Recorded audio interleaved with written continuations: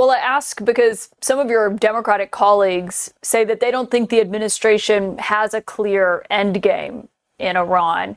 Do you have concerns about how they know when to be done with Iran? CNN's Kaitlan Collins brought Senator John Fetterman on her show, and the conversation quickly took an unexpected turn.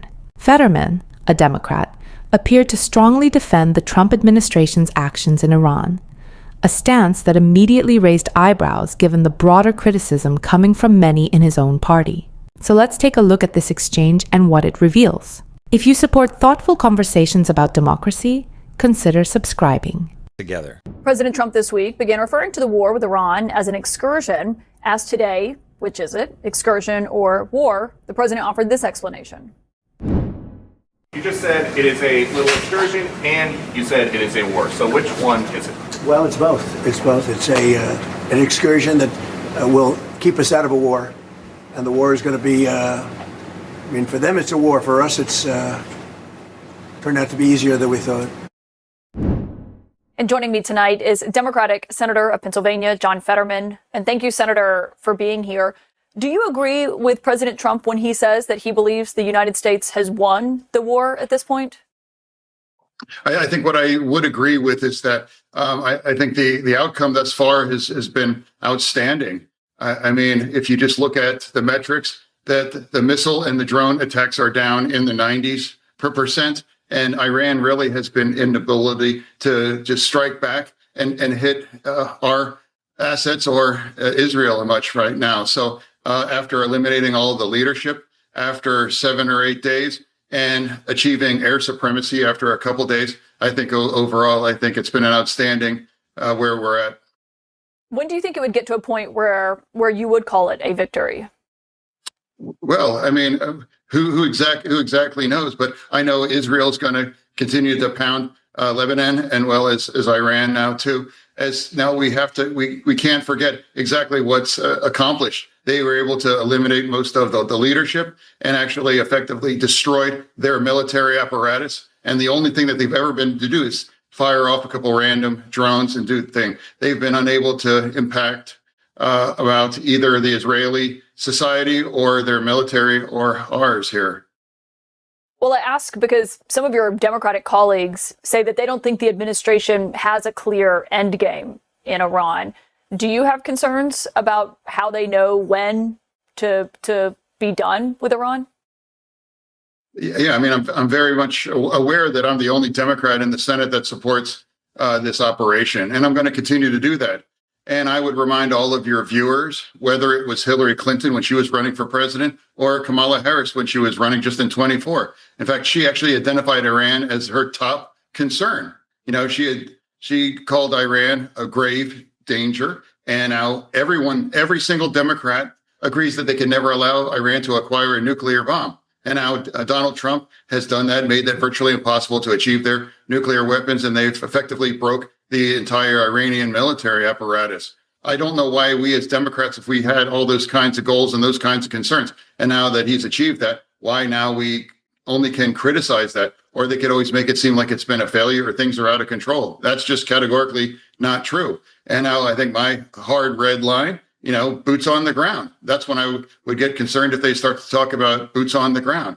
And now I think even Secretary Hegseth has even said, no nation building, no nation building. No one wants to be a part of that. That was never a part of this mission thus far. When every single Democrat is, have to sit back and witness Trump developing this kinds of situation, or every single Democrat wanted those things. Now, I'm not sure why they can't just acknowledge that that's been a positive outcome, whether that's just politics. For me, it's just been nothing more than a choice of country over what parts of the base would demand to condemn or pretend that it's a terrible situation. Okay, so your red line is putting U.S. forces on the ground in Iran. The president said today that he views this both as a war and an excursion. When you talk to people in Pennsylvania, do they view this as an excursion? I would see this as us achieving a critical goal that I would remind people that whether it's Hillary Clinton or Kamala Harris all agree, we should never allow anyone to acquire a nuclear bomb. I would challenge any single member of the Democratic in the House. Are you okay with Iran acquiring a nuclear bomb? I don't think anyone is okay with that. And now Trump made that now virtually impossible. I can say I would describe that an incredibly positive development, something that we all Democrats support, or we all wanted to have those things. But I think some people may take issue with the term excursion that the president has used, given U.S. forces have died as a result of this. How do you see that term? I'm not getting into semantics. Call it what it is. I would call it as thus far incredibly successful, and that's very compatible with every of the wishes and the concerns of the Democratic presidential candidates, and now anyone that's serving in Congress, here in Pennsylvania or in any state in our country. And Here's where the conversation between Kaitlan Collins and Senator John Fetterman really exposes a critical fault line. John Fetterman frames his support for the Trump administration's actions in Iran as a choice between the country and the base. On the surface, it might sound principled, like he's putting national interest above partisan politics. But let's be clear, that framing reveals a striking contradiction. If this military operation were truly a broadly supported national priority, the numbers would reflect it. Instead, Fetterman's position sits at odds with public opinion across party lines, with approval hovering around 40%, even lower than the Iraq War at comparable points. That's a powerful signal. The public, including Democrats, independents, and moderate Republicans, does not support this conflict. They remember the human and financial costs of rushing into war, and they don't want to see it repeated. And this isn't just a disagreement with the Democratic base. As Fetterman himself acknowledges, he's standing almost alone among his colleagues in defending this administration's approach. Every other Senate Democrat, every prominent Democratic voice, has expressed serious concern about escalation, civilian casualties, and the lack of a clear endgame. That makes Fetterman's stance an outlier, not the mainstream of his party. We've seen this scenario before. Leaders, in the heat of conflict, declare quick success and claim control, while the reality on the ground tells a far more complicated story. Reports suggest Iran has already struck back, targeting U.S. bases and causing far more damage than what the administration has acknowledged publicly. Yet Fetterman defends the narrative that this is a successful operation, despite clear evidence to the contrary. What this reveals goes beyond policy disagreement. It exposes the danger of political cover being prioritized over truth, transparency, and accountability. In a democracy, the American people are supposed to be active participants in decisions about war and peace. When leaders, even Democrats like John Fetterman, echo talking points designed to minimize criticism instead of confronting the full scope of reality, it undermines that democratic principle. So here's the takeaway. Fetterman's claim that this is a choice of country over base doesn't hold up when you measure it against public opinion, the facts on the ground, and the near universal concern among his Democratic colleagues. True leadership in a democracy isn't measured by talking points or party optics. It's measured by whether the truth stands when consequences are clear and the American people can see the full picture. This is what accountability looks like.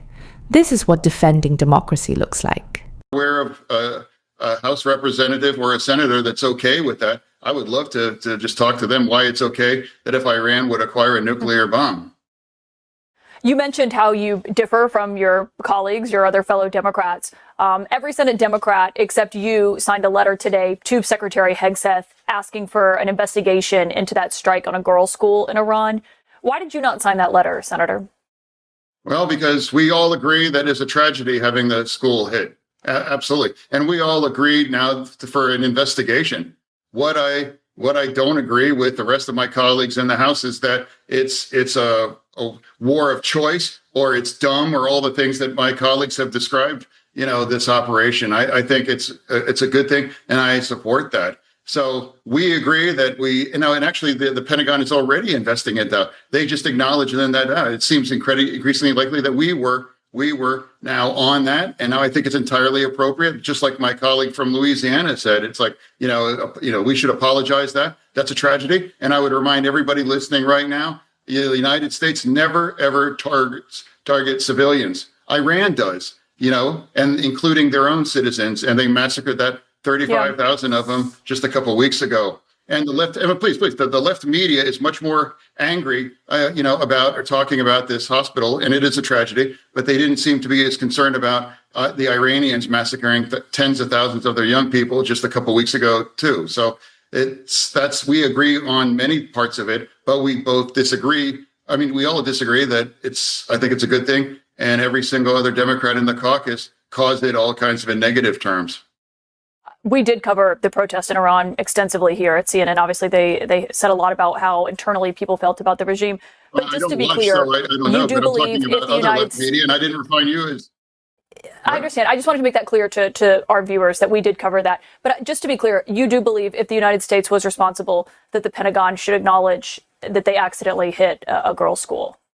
Yeah, I've said that. I said it seems that they've already acknowledging all those things. I think largely that letter, it was rendered moot at this point after that's already come out. Now the Pentagon has agreed that they were behind that. And I don't know what your network talked about, but what I'm saying that whether like it's the New York Times, they're making it more and more trying to convince America that this has been a disaster or things are out of control. And that's just categorically not true on that.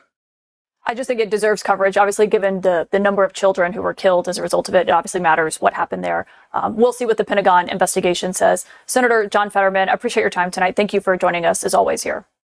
Yes. No, you don't have to cut me off here. Go ahead, Senator. We're not cutting you off. Well, you said something that it's appropriate to cover it. It is appropriate to cover it. It's a tragedy. Absolutely. And now if we were on that, it's entirely appropriate for her to apologize. If you're implying that I don't think it's wrong to cover it, that's just not true. Yes, it's being covered. I just want to clarify that. It just seemed like a short shut off there to imply that I didn't want to carry that, or I think it's entirely appropriate to talk about it. Yeah, I'm not implying that. I just wanted to clarify why we're covering it for everyone who's watching. Senator, thank you. I do always appreciate hearing your thoughts. Yeah, thank you. Here's the final segment, and this is where the stakes become crystal clear, not just for a single interview, but for the health of American democracy itself. Kaitlan Collins on CNN did what she could to push Senator John Fetterman on his defense of the Trump administration's actions in Iran, but even her probing questions didn't fully expose the dangerous contradictions in his statements. Fetterman repeatedly claimed that the Pentagon admitted hitting a girls' school, framing it as an accident, while defending the broader operation as successful. But the truth is far more troubling. Donald Trump himself never fully acknowledged that the United States was responsible for the strike. At first, he blamed Iran, and when evidence pointed to U.S. Tomahawk missiles, he tried to deflect, claiming that other countries also had such missiles, a statement that is simply false. And the girls' school was far from an isolated incident. Reports now indicate double-digit schools and hospitals have been struck in the operation, with evidence of double taps.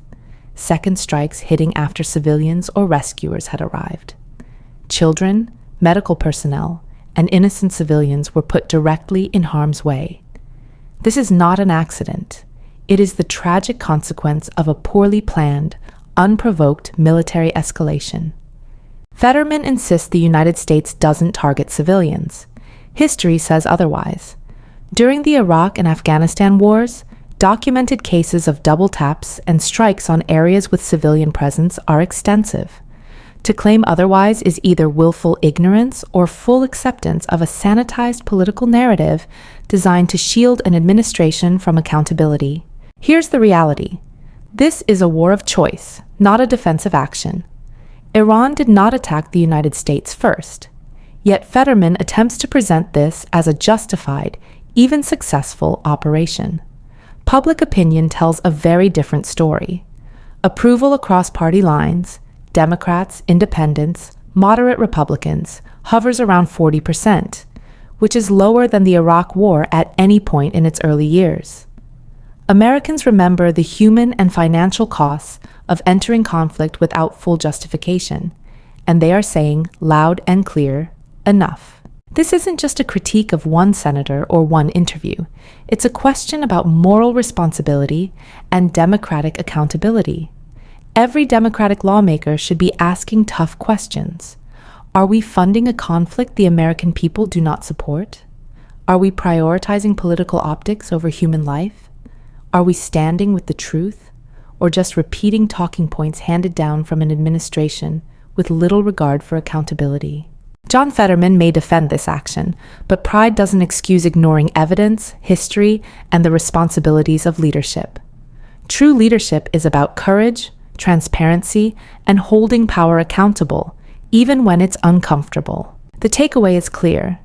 The United States must not let political theater hide the human cost of war. Democracy demands leaders who put truth, accountability, and the people first.